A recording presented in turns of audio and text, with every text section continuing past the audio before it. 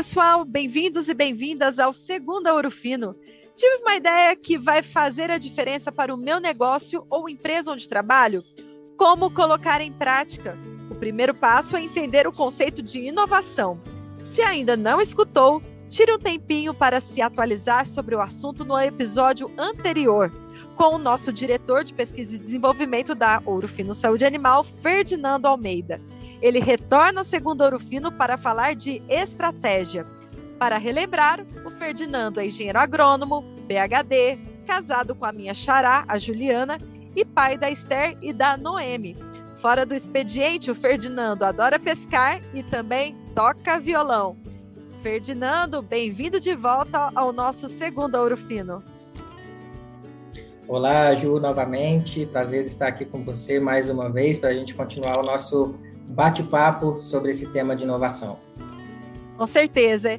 Ferdinando, tudo nasce com uma ideia ou problema. Mas como a gente desenvolve tudo isso? Bom, essa pergunta ela é bem ampla, viu, Ju? Mas eu vou explicar em algumas etapas para tentar deixar de maneira fácil para o entendimento de todos, tá?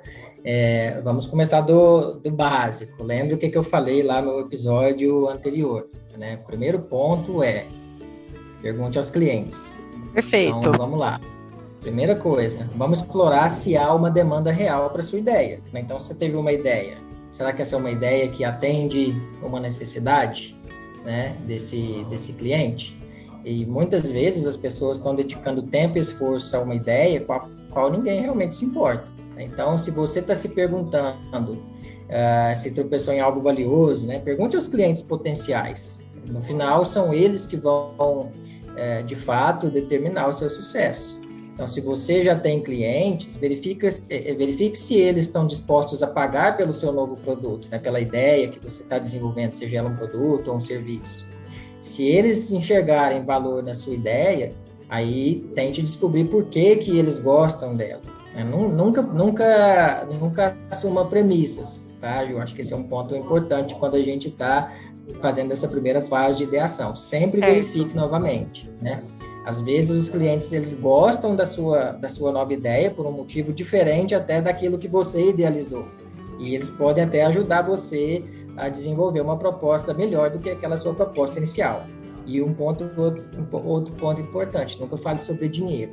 Pelo menos não no primeiro momento, né? Em vez disso, fale sobre o valor, ou seja, que valor que essa ideia que vai se tangibilizar em termos de produto, ou serviço, ou negócio, seja lá o que for, que valor que isso agrega para o seu cliente, né? O que os seus clientes ganham com a sua ideia? Quais problemas que a sua ideia vai resolver? Que valor que isso cria para eles? Então, deixe os clientes falarem. Acho que esse é a mensagem central desse primeiro ponto. O segundo ponto, Ju, é construir um protótipo. Né? Uma ideia por si só, ela é apenas uma ideia, tá? Então, antes de fazer qualquer outra coisa, torne a sua ideia tangível, tá? As ideias, elas têm que ser concretizadas de alguma maneira o mais rápido possível, né? Pense bem, a razão pela qual as ideias quase nunca vêm à luz do dia, porque elas são mantidas, às vezes, na mente do ideador, do criador, né? Então, não podemos ser tímidos quando se fala de inovação. Dá um rosto, dá um nome para sua ideia, faz um desenho, cria um storyboard, escreve um roteiro, cria um vídeo, pega uma massinha e faz o seu protótipo.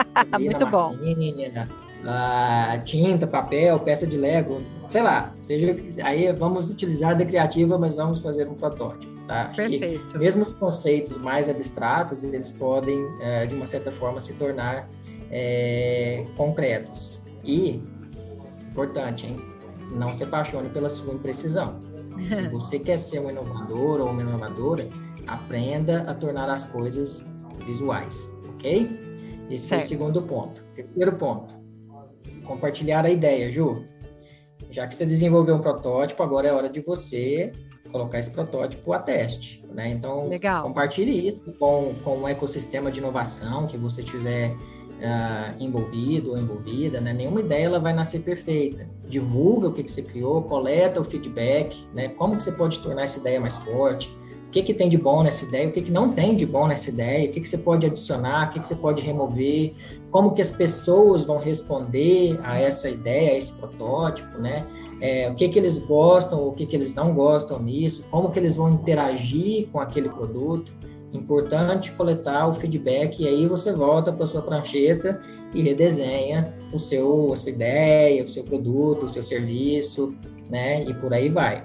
O quarto ponto é desenvolver um MVP, né? Então, a prototipagem, ela é um ótimo método para se explicar uma ideia.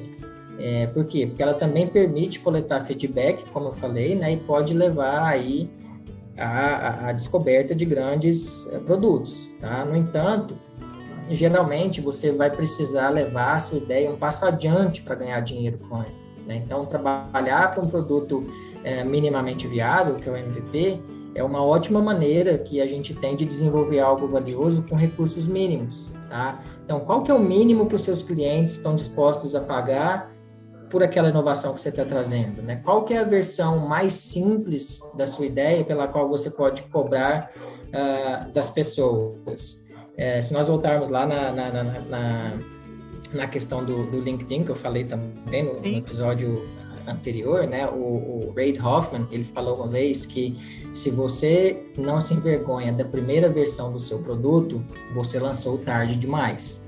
Né? Certo. Aprenda a trabalhar com a imprecisão ou com a imperfeição, vamos dizer assim, né, daquele primeiro produto, nesse caso a gente está falando de produto mesmo, né, daquele primeiro produto que você lançou. E trabalhe em cima dos feedbacks que você vai recebendo, né, dos seus clientes, para que você possa trazer uma versão 2.0, 3.0, 4.0 e por aí vai. Tá? Quinto ponto importante, usar uma tela de modelo de negócios, tá? Então, a tela do modelo de negócio, ela tornou-se bastante moderna, né? E não sem razão, tá? Ela é uma ferramenta aí para deixar todo o seu negócio claro em um único slide. Essa tela, ela vai ajudar você a trazer clareza à parte abstrata, que é o lado comercial de uma ideia, tá? Então, o método, ele existe a partir de 9 blocos de construção, que você pode usar para entender melhor o potencial da sua ideia. E aí você vai começar definindo os seus segmentos de clientes, mapear quem você quer servir e quais são as suas necessidades, quem são eles e o que está faltando em suas vidas, né? Aí você volta para a sua ideia, qual que é a proposta de valor, que valor agregado que ela entrega, qual que é o ponto de venda exclusivo, o que torna a sua ideia tão diferente. Então, o modelo de negócios é peça-chave. O sexto ponto aqui é desenvolver um roteiro de produto, tá? Então, sempre pense no futuro e considere como serão as próximas versões da sua ideia. Então, ok, nós estamos pensando aqui hoje uma ideia, um primeiro produto, e depois? O que vem depois desse produto? E depois dessa segunda versão, né? Qual que é a ambição que você, como inovador, como inovadora, tem? Qual que é a visão que você tem? Qual que é o potencial da sua ideia?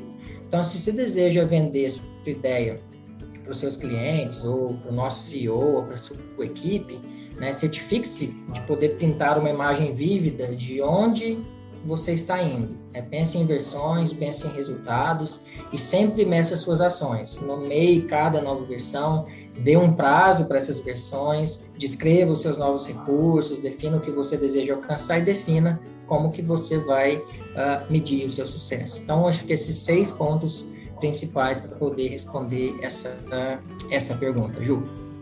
Ótimo. E aí, com esses 6 pontos que a gente deve estabelecer para desenvolver uma ideia, quem eu devo chamar para fazer parte dessa construção, para conseguir a execução desse protótipo que você muito bem explicou aqui para a gente?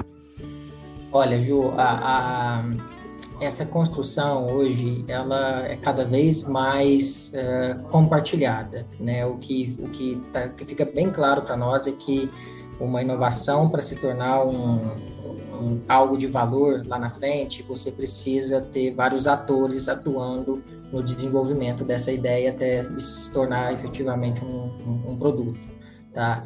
Então, aqui você tem os próprios hubs de inovação, né, que tem aí, eu me arrisco a dizer, aos milhares né, no sim. ambiente de Brasil. Se falar de mundo, então, nem se fala, né? Então, hub de inovação, startups, pesquisadores, os próprios clientes, os parceiros do negócio. Lembra que eu falei lá no primeiro episódio, né, da definição da inovação?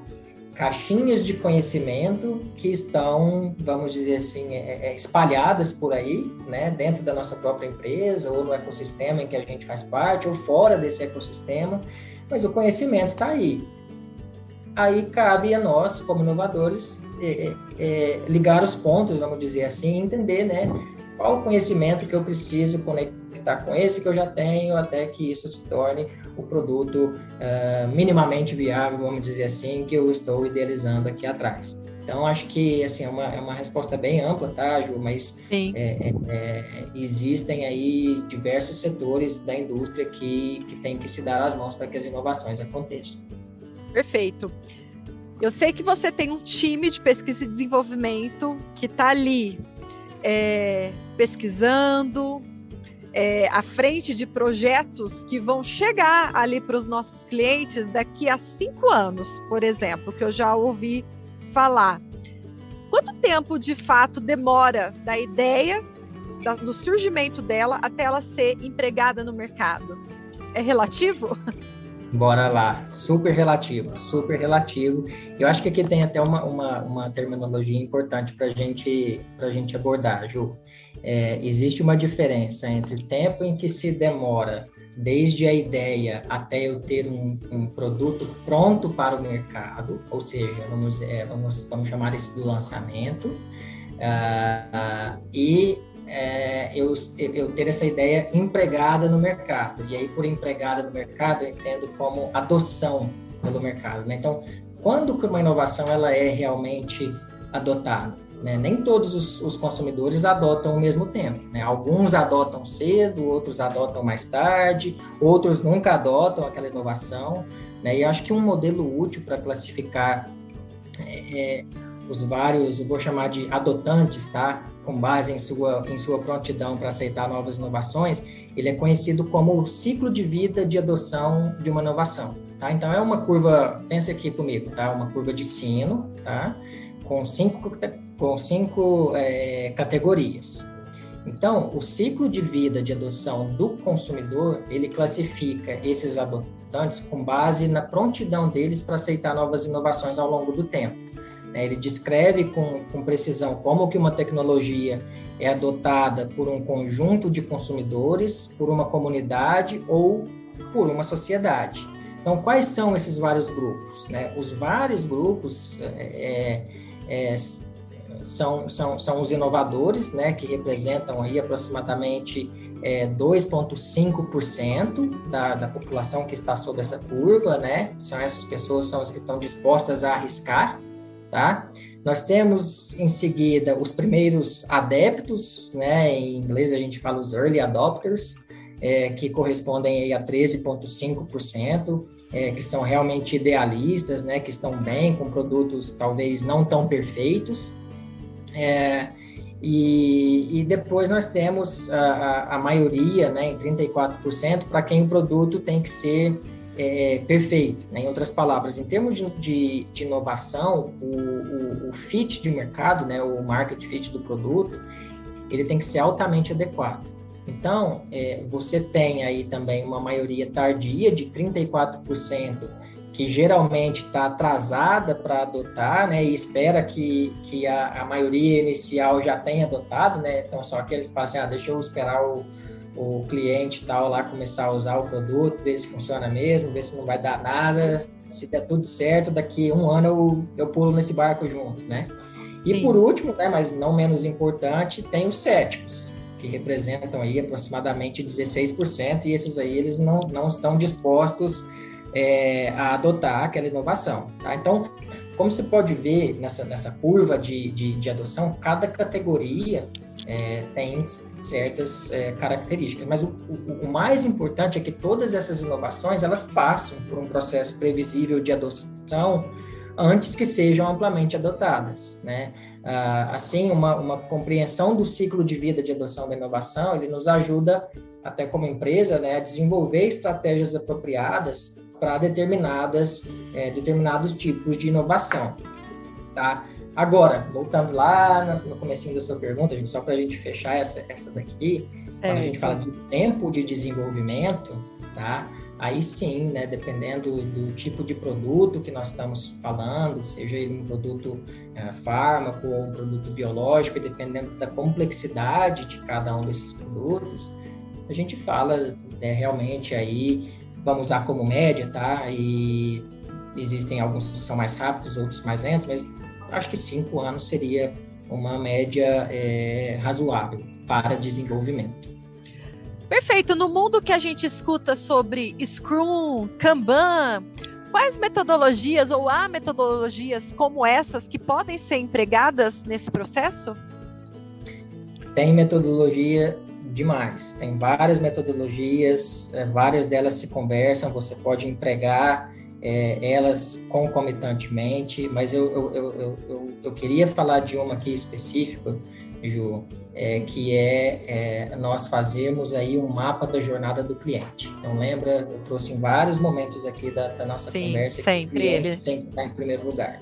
Então, primeira coisa, vamos fazer um mapa da jornada do cliente, né? Com o mapa da jornada do cliente, o que nós estamos tentando fazer é levar um grupo de consumidores, né, pela jornada aí, utilizando o nosso produto, né, pelas várias etapas de uso do nosso produto, identificando os pontos problemáticos, as emoções positivas, e também quais são os canais que eles estão usando para se envolver conosco como empresa, né?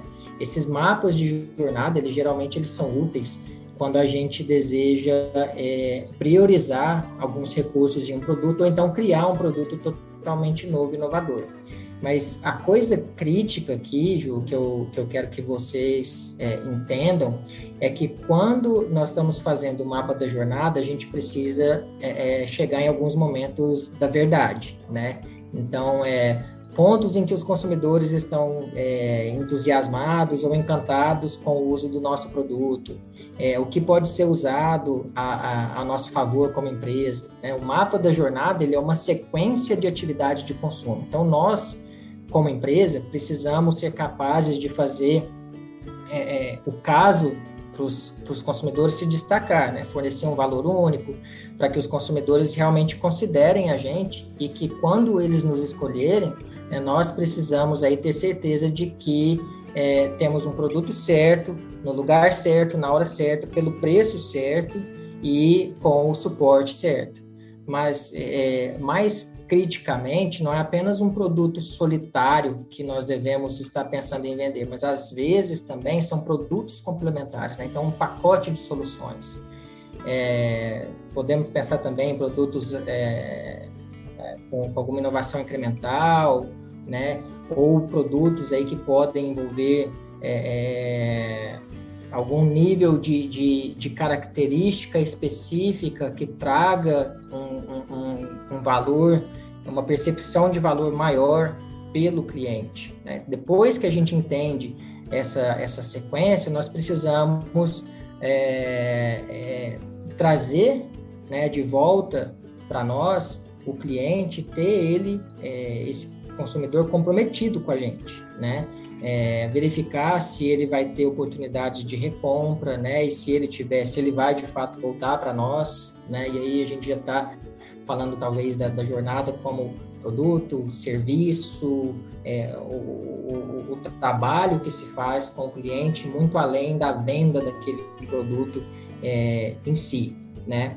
E quando nós formos falar com os clientes, acho que é importante a gente perguntar para eles, né, na questão, lembra lá que eu falei dos feedbacks, quais são os pontos problemáticos que talvez ele encontra utilizando o nosso produto, em cada estágio que ele está utilizando aquele produto, né? Ou quais são os ganhos que ele tem observado, quais são os canais com que eles se envolvem até chegar em nós como empresa. E acho que isso forma aí um ciclo, né, de feedback, onde a gente sempre vai ter oportunidade de estar melhorando, né, as nossas entregas aí frente ao que o nosso mercado demanda em termos de inovação.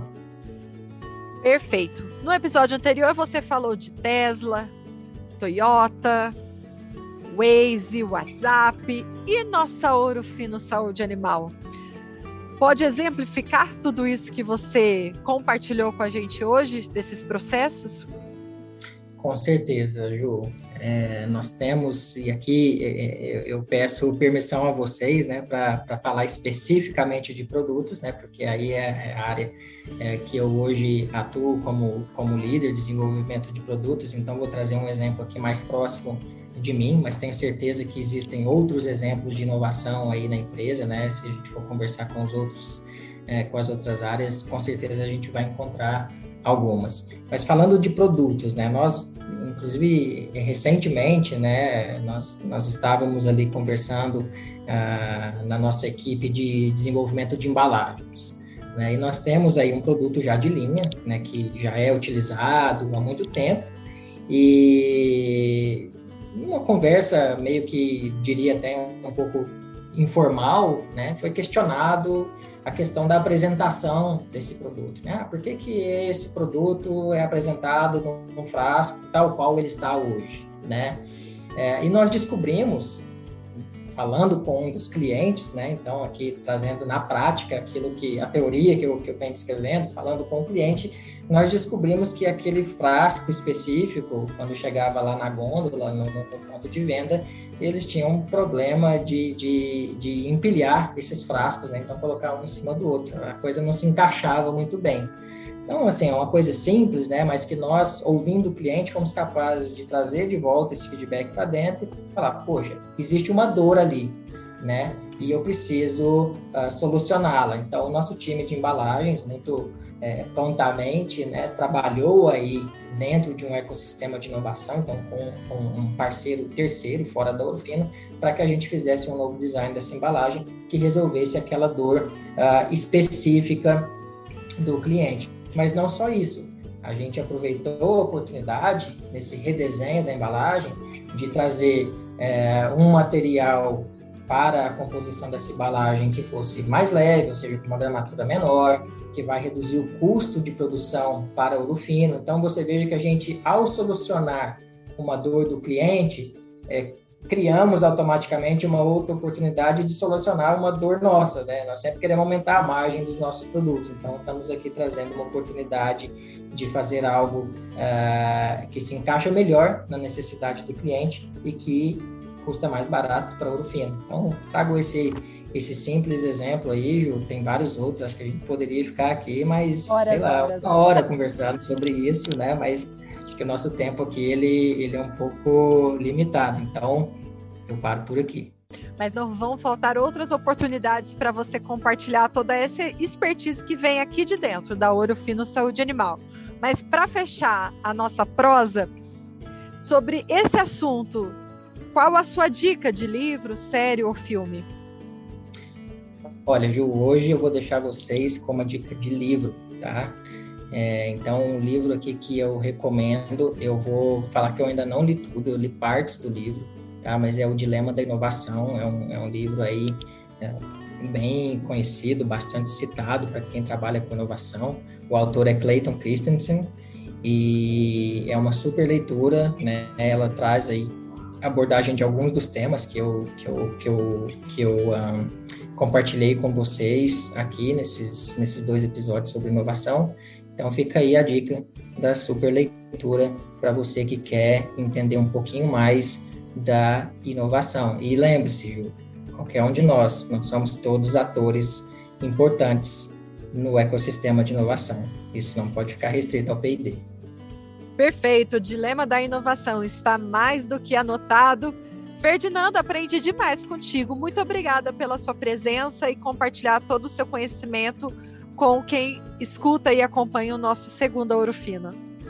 Eu que agradeço pela oportunidade, Ju, muito obrigado mesmo e foi muito bom bater essa bola aqui com você. Até a próxima. Até a próxima. Escute outros episódios do segundo Ouro Fino com temas sobre liderança, trilha de carreira e metodologias ágeis. E a nossa Ouro Fino Saúde Animal te ajuda a construir uma carreira de sucesso. Conheça o nosso iUse Saber, plataforma de conteúdos totalmente gratuita. Acesse no link que aparece em nossa descrição. Siga o perfil do Segunda Ouro Fino, ative o sininho e daqui 15 dias a gente se encontra novamente. Tchau!